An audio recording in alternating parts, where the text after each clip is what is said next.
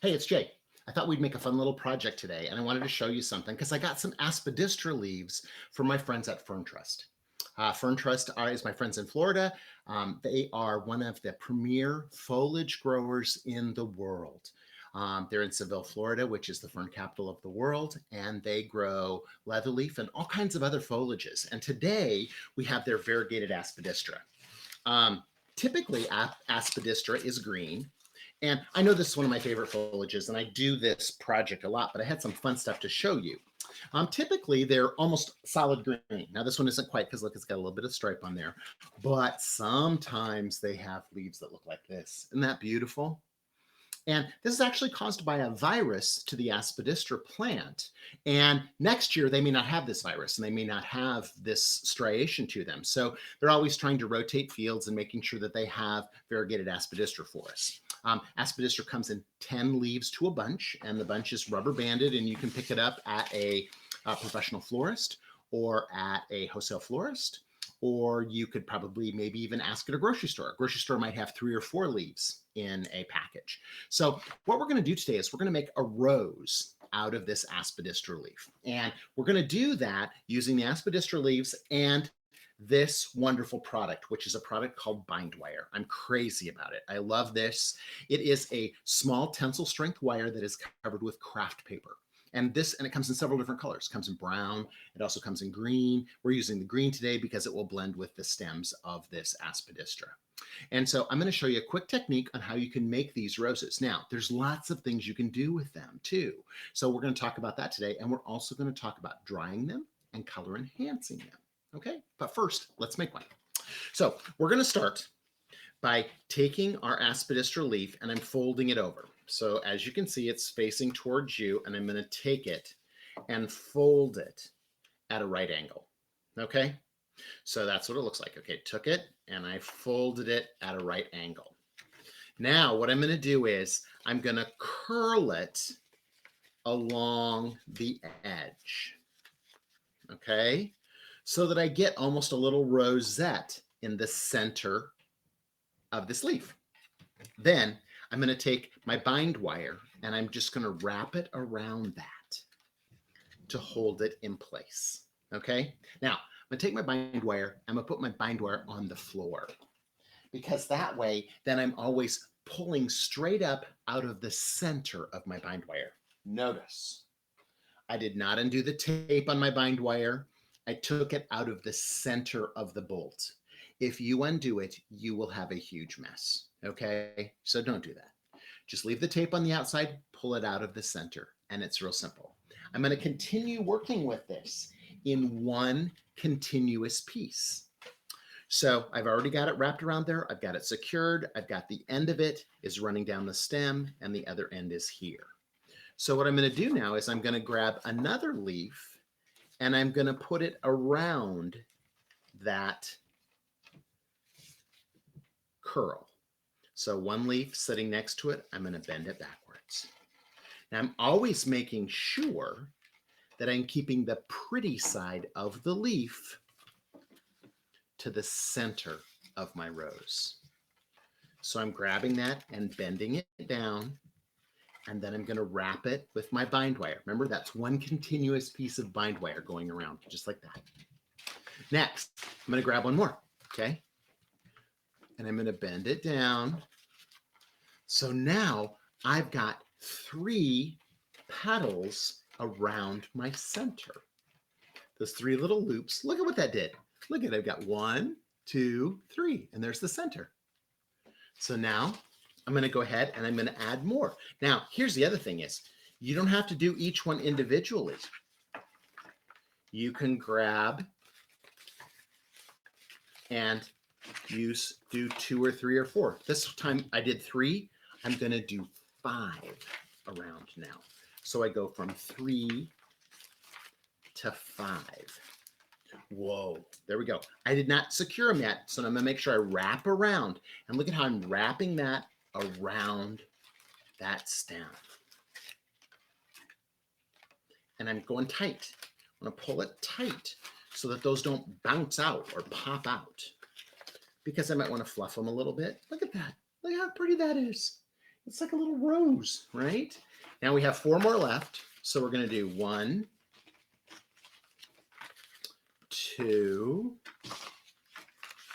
3, 4. We had a project on YouTube a couple weeks ago that was about a casket spray that we made using these Aspidistra roses. I've made arrangements with them. I've had people use them as Christmas decorations in their Christmas tree.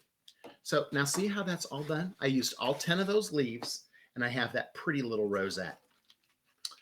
I had one person one time who wanted to use them as bridal bouquets.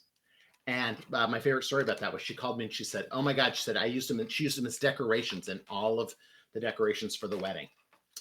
And she said, I am sitting here making hundreds of these Aspidistra roses and I'm not happy with you right now. And I thought, well, you sold them. I didn't sell them, you know? So I like to make a few, but I don't want to make hundreds, right? So you'll see what I'm doing is I'm wrapping that wire down the stem. Okay, it's just going right down the stem. And when I get down here to a tight point, I'm going to take it and slip it between a couple of the stems, go around again, slip it between a couple more of the stems, like that, and go around again. That's going to help secure it in place. I'm going to come down here almost all the way to the bottom. And then this is how we're going to tie it off, okay? So I'm here down to the bottom. And I'm going to make a loop. See, I just grabbed it up and made a little loop right there. And then I'm going to wrap around and I'm going to tie my end to that loop and just twist them around. Okay. And now it's secure. So now I can use it as a decoration. I could put it on a package. I could give it as a gift. As I said, for this wedding, they carried these as the bridal bouquet. So it's kind of fun too. This is going to last about 3 weeks or more, okay? But at that point in time, if I put them in a vase without water, they're going to dry. And they're going to look like this. So this is a dry one, and this is a fresh one. Look at how those look. Isn't that amazing, right? And they're delicate. They look almost like wood, but they will take color very well. And you're also going to notice that they're going to be different shapes. You know, where it's green, it's more brown. Where it was yellow, it's a little bit more white. They're different, you know, and you can see the difference between the fresh and the dried. Now, here's a really cool thing for my friends at Design Master. My friends at Design Master make a product called Just for Flowers. And what it is a translucent French dye that you can spray on things and you can see the other color underneath. So it isn't an opaque paint, it's a translucent paint. So you can see the other things behind it. So once my Aspidistra Rose is dry, I can paint it using this Just for Flowers. They have 2 products. They have Just for Flowers, and they also have another product called TintIT. And TintIT works the exact same way. So you can enhance with colors that are pinks or lavenders or greens or yellows or oranges or peaches, all sorts of them. This one is blue violet, okay? And I chose this because I have another project I want to show you in another video, but I wanted to make one of these Aspidistra roses in blue because it's very difficult for us to find flowers that are blue. We have blue hydrangea, delphinium, maybe cornflower, a little bit of veronica. That's about it. We don't have a lot of blue flowers that are available to us. So this is a fun way for me to make a rose shape and have it be blue colored.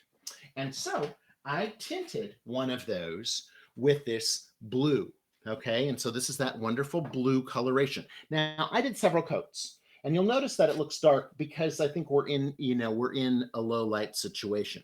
But you can still see those wonderful little striations that are in those petals. See that? I think that that's really easy for you to see there so that you can see what that looks like, okay? And we're going to be able to use this in an arrangement as a blue colored flower, all right? And look at it, it's almost the same color as my shirt. Get good contrast with my shirt. That's pretty good. That's nice, okay? So you can do it light or you can do it heavy. And I just wanted to show you quickly what this might look like on one of these leaves. And we're just going to turn it over on the back side right here, okay? And so